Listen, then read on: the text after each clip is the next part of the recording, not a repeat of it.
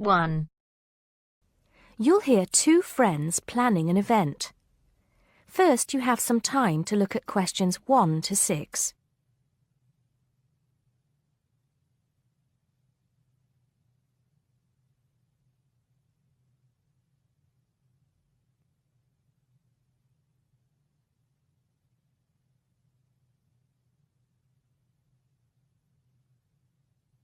Now we shall begin. You should answer the questions as you listen because you will not hear the recording a second time. Listen carefully and answer questions 1 to 6. Hello, Joan. I'm glad you could come. Hello, Peter. What's up? Is something the matter? No, everything's fine. It sounded urgent on the phone. Did it? It's just that I've had this idea and I wanted to see how soon we could get it off the ground. Well, don't keep me in suspense. You know they're planning to close down the local clinic. It was in the newspaper yesterday, but most people have actually known for some time. Well, I thought we should do something about it. What did you have in mind? I thought we could organise a charity event and donate the money to the clinic. I know it doesn't sound like much, but it will show the local council how we feel and that we mean business. That'll take quite a lot of organising. Why don't we just hold a protest outside the town hall? A protest would take just as much organisation as an event like this. Besides, I think fewer people would turn up. A village fair or something like that would attract more people and get money for the clinic. People are more generous when they're enjoying themselves. OK then, it sounds good to me. How do we start? First, we put our heads together and come up with a list of people who'll be willing to help and people who can provide us with some of the things we need. For example, we might need a caterer to provide refreshments, a rock band for entertainment, tents and so on. Then, we do a lot of telephoning around and try to get everybody together at the same time in the same place. Sounds like a lot of work to me. Well, that's only the beginning. First things first, though. Let's decide now on who to get to the initial meeting and where and when to hold it. Fine. Well, the village hall would be the best place to have the meeting. It's not as big as the youth club, but it's warmer. There'll be no problem getting permission to use it, but I suppose it depends on how many people we invite. We don't want too many, otherwise the meeting will go on too long and nothing will get decided. But the village hall is a good idea. It's more official than having it in someone's living room. How many? 6 or 8 people to start with? 10 at the most? OK, now we have to decide on a suitable day and time. Suitable to everybody, I mean. A Saturday or Sunday would seem to be the best choice because people aren't at work on those days. But they may not like the idea of giving up a part of their weekend for a meeting. Unless we persuade them it's for a good cause, or that it's to their advantage, and that it'll all be a lot of fun. We'll provide refreshments, of course. What if some don't want to give up their weekend? Then we'll give them an alternative. Say, one evening in the week after everybody's finished work. We'll see which is the most acceptable to them, then book the hall. I can do the refreshments for the meeting. I'll get Darren and Maggie to help me. I'm sure they'll be more than willing. Before you hear the rest of the conversation, you have some time to look at questions 7 to 10.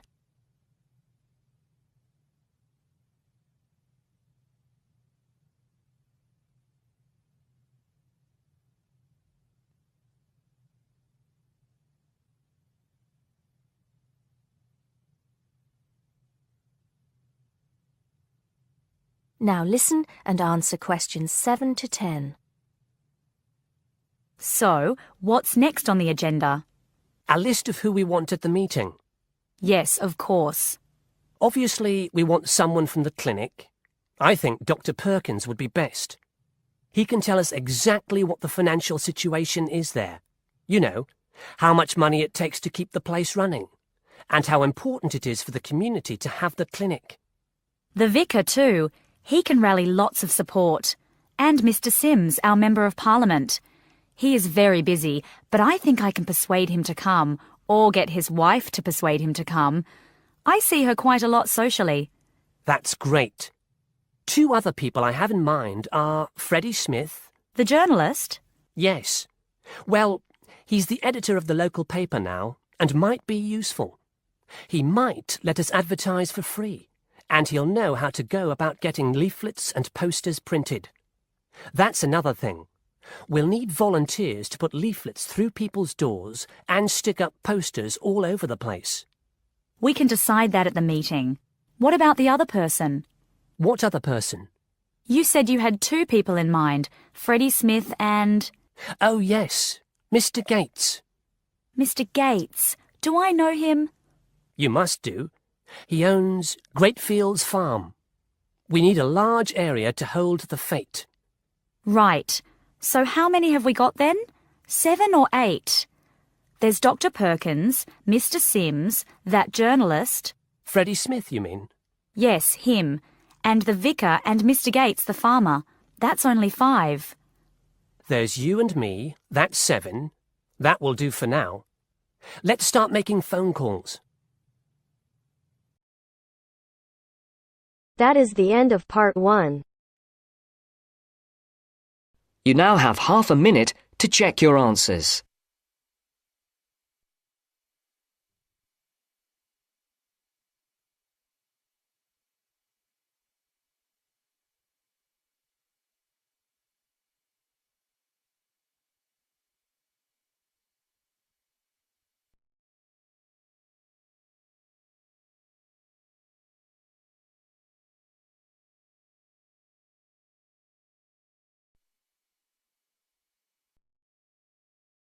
Now turns to part 2. Part 2. You are going to hear a talk given by Madeline. She is going to introduce the recreational facilities on campus and in town. First, you have some time to look at questions 11 to 16.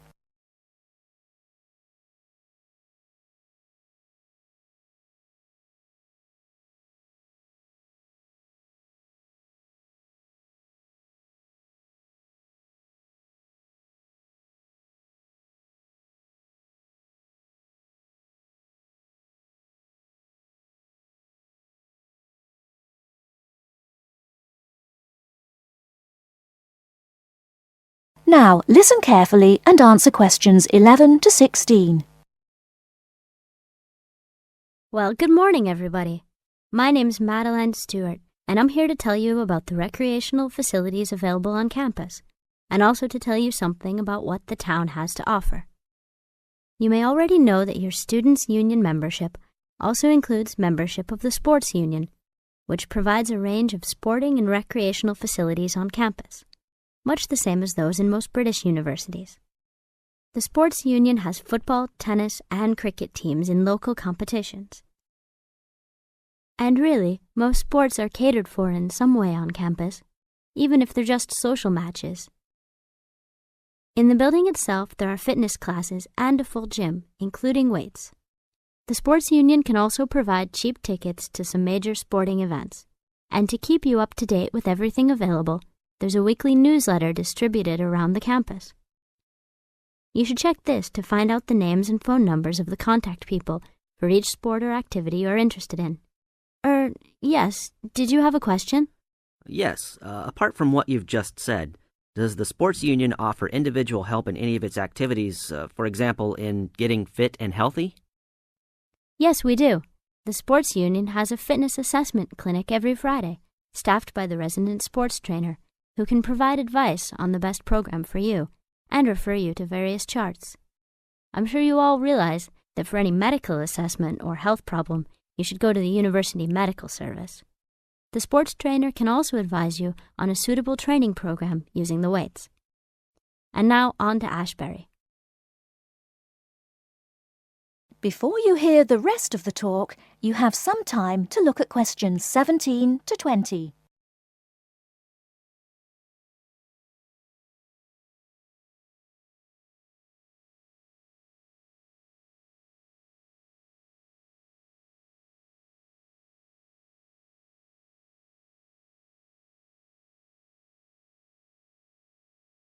Now listen and answer questions 17 to 20.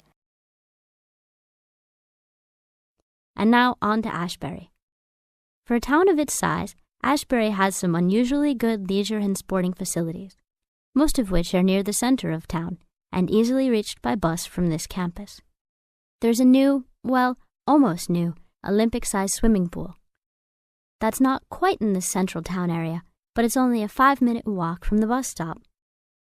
Above the pool, there's a high-tech fitness center that any of you more serious fitness lovers would need to check out. Then, in the center of town, there's a sporting complex called the Anderson Center, which contains squash courts and facilities for a number of other indoor sports, such as basketball. And just around the corner from the Anderson Center, in the main street there, is an indoor bowling alley. All of these facilities are listed in the weekly newsletter, so I encourage you all to look through it and... That is the end of part 2. You now have half a minute to check your answers.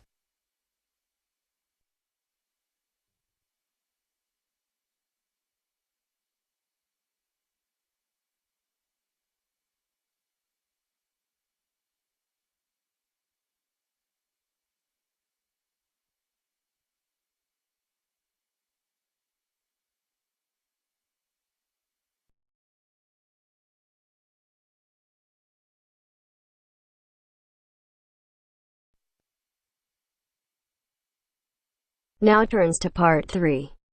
Part 3. You'll hear a lecturer talking to students about America in the 1960s.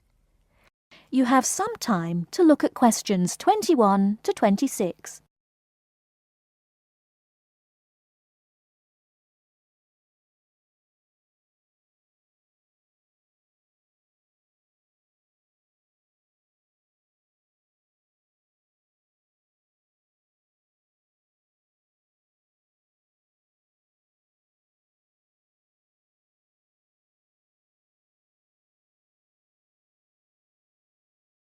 Now listen carefully and answer questions 21 to 26.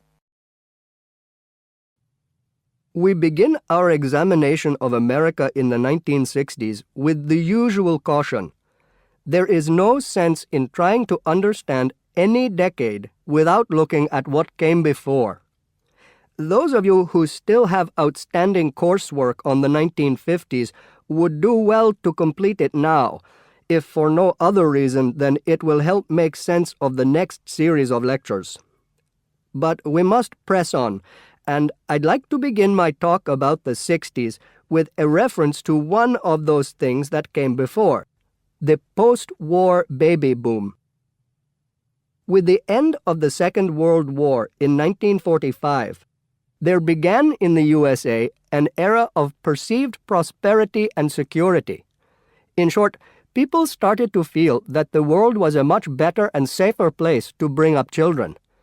So, at the start of the 60s, all those children born in the baby boom, 70 million in the US alone, were teenagers. As the 60s progressed, and as this large number of people approached adulthood, there was a noticeable shift in the balance of power, and young people began to have a voice in ways that were not considered possible in the more conservative atmosphere of the preceding decade. Things were moving forward at a rapid pace. The literature of the time brought out all the taboos. Everything was covered, such as race in, for example, the book To Kill a Mockingbird. The role of women changed, and equality for women, well, let's just say that once certain books were published, women were no longer going to be satisfied with their roles as devoted wives and mothers. Through literature alone, the whole fabric of society was challenged, and by the end of the 60s, things would never again be as they had pretty much been for the preceding 40 years. It was a decade of protest, civil rights protests, feminism, the rights of minorities, the Vietnam War. All these causes led to peaceful and not-so-peaceful protests on college campuses and elsewhere. People had been given freedom of speech, and they were going to use it. The crime rate rose to 9 times what it was in the 50s, as respect for the old order faded away. But it was also a time of great development. In medicine, the 60s saw the first heart transplant. In technology and the space race, where we saw the first American in orbit and lasers being invented at the start of the decade, and the first man on the moon, and the first primitive internet at the end. Before you hear the rest of the talk, you have some time to look at questions 27 to 30.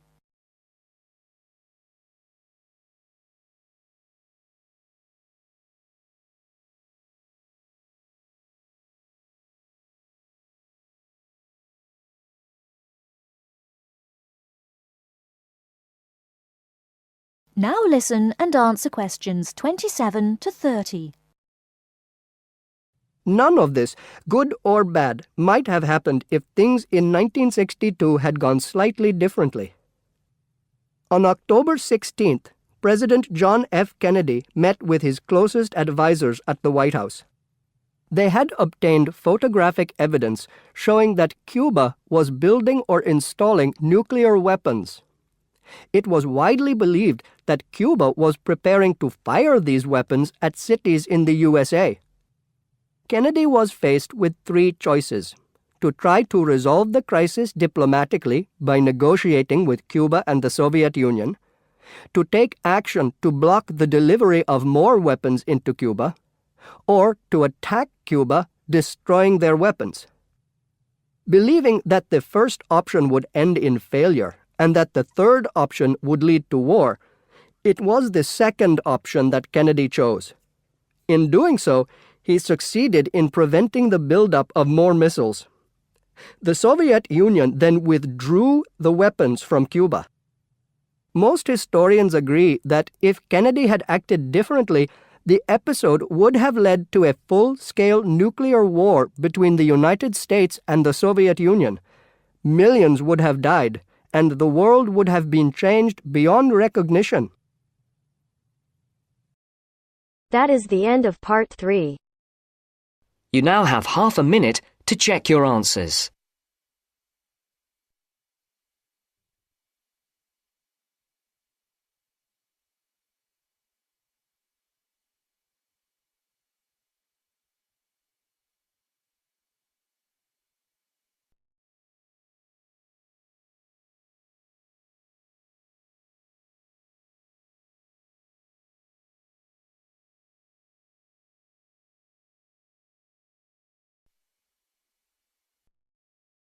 Now turns to part 4. Part 4. You'll hear a program on the city of Brisbane.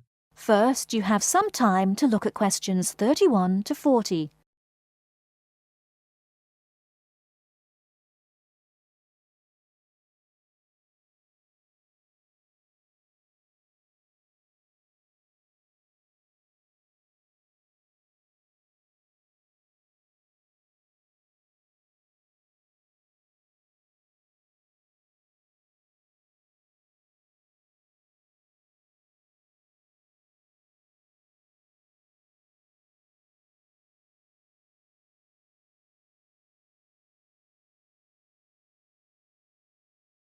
Now listen carefully and answer questions 31 to 40. Today in our Around the World program, Mr. White is going to recommend a charming city to you, Brisbane. Good morning, ladies and gentlemen. Have you ever been to Brisbane? Well, if you are looking for a mild climate, a relaxed atmosphere, and a lot of culture, Brisbane might be the place for you. Its sunny cafes and offshore islands attract surfers and sun lovers, but it is also the arts capital of Queensland, with many museums and art galleries. This thriving artistic setting mixes well with Brisbane's beach town atmosphere. Together, these two qualities make Brisbane a very desirable place to live. No wonder since 1980 over 500,000 Australians have moved here. Brisbane is now Australia's third largest city. English settlers living in Australia established Brisbane in 1842. At that time, more than 100,000 Aboriginal Australians were living in Queensland. As the settlers discovered Queensland's resources, more and more of them moved in. Regretfully, the settlers drove the Aboriginal Australians from their lands. By 1859, Brisbane had grown into a prosperous city. In 1988, the world watched as Brisbane hosted the World Expo. This international fair showcased new technology, but it also showed off the city of Brisbane to the world. Brisbane also hosts a wide range of events year-round. In April, everyone can enjoy a few laughs at the Comedy Festival, and movie lovers will enjoy a film festival that takes place every August. For 2 weeks in September, there is an outdoor festival of the arts. In October, a music festival draws a large crowd. And in January, you can see Brisbane's most bizarre event. You may be surprised to hear that. The annual cockroach races. That's right, people really do train and race cockroaches. Brisbane's nice climate and compact design makes it easy to explore on foot. Follow the golden arrows in a footpath around the city centre. This will lead you on a tour of Brisbane's historical district. From the city centre, take a boat across the Brisbane River to Southbank. This area is popular for its bike paths, beach and weekend market. Hundreds of artists display their wares at this market. It's a great place to pick up some interesting handicrafts. Well, I think what you must be interested in is the unique native animals. Yes, you shouldn't visit Australia without seeing its trademark animals, the koala and kangaroo. The Lone Pine Koala Sanctuary has both. It is located just outside the city centre in beautiful parkland. You can hold one of the park's 130 koalas or feed the kangaroos. Another quiet refuge from the city is Mount Coot-tha, about 8 kilometres from Brisbane. On a clear day, it offers spectacular views of the city. It also has hiking trails and beautiful gardens. Along the Brisbane River, a sunset cruise is also very relaxing. The areas around Brisbane are impressive. A coastal drive south of Brisbane will take you along the Gold Coast. This famous coastline boasts some of Australia's best beaches. Stradbroke Island is another easy day trip from Brisbane. A cliff on the island called Point Lookout offers a great view. From there you can see dolphins swimming below. Brisbane Forest Park, to the north of Brisbane, is a great place for hiking and camping. These great getaways, along with Brisbane's own laid-back charm, make this city an ideal place to visit. That is the end of part 4.